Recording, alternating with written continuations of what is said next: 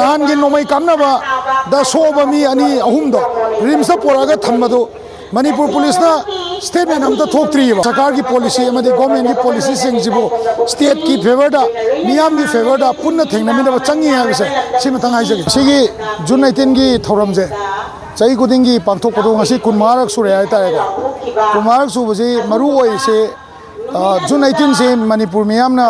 हौनबा नाइदना थोलकपदो अदु तनतना को जून 19 दा लेगिदबा मिलिटरी सिंग हाइतारे मोइसे जस्टिस फंगिदबने हाबदि लेगिदबजिंग कापना CRPF ना कापा अदुगा अखोइगी हुजिक लेइबा केनोना CBI ने इंक्वायरी तौ मतमदा मणिपुर पुलिस ना मदुगी नोमई कापगी रेकॉर्ड तो कैंता लेके लेक रेकॉर्ड तो CBI ने पीबा ngam केस तो क्लोज तौगिबने को अदुमाइन तौदना हुजिक 23 मे दगी ना ngasi बाउदा लाइबा इरांग से सिगी मनुंगदा मणिपुर मनुंगदा थोकपा थौदोक मयाम अमा अखोइगी मी फागिबा हातखिबा सिगिबा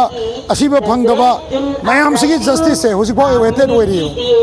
जून 18 से करी मरमगी सिग्निफिकेंट ओइरि नो हाय गाना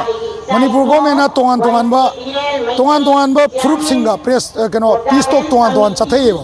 हाइबा पीस्टोक सिंगसिदा लोइबा नाइदबा मोंगदा कम्युनिटी सिंगसे पीस्टोक सिंगसे काइदे लोइ नोइसे खंगदबा मरम ओयगांदा साइगी खरा मना फिरान निबा खरा मना कॉन्स्टिट्यूशन निबा खरा मना सेपरेट एडमिनिस्ट्रेशन निबा सिनेबा लैसे अदुना मणिपुर दा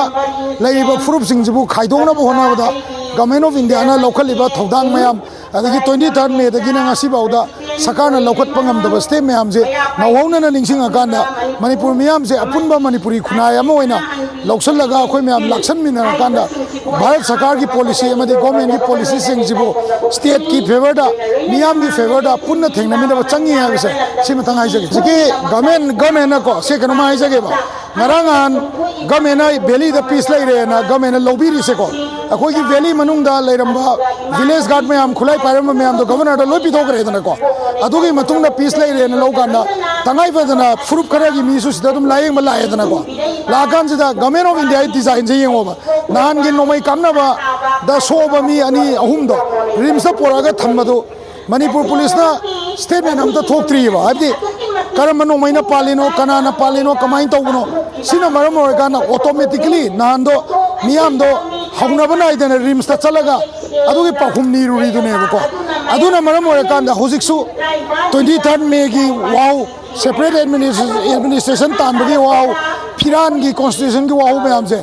इंडिया गवर्नमेंट ना मतम चाना एड्रेस तौंगम द तारदी जून 19 अमा सोमुका थोय हाइनिगाय लेथि हाबसे सिमगा हाइजगे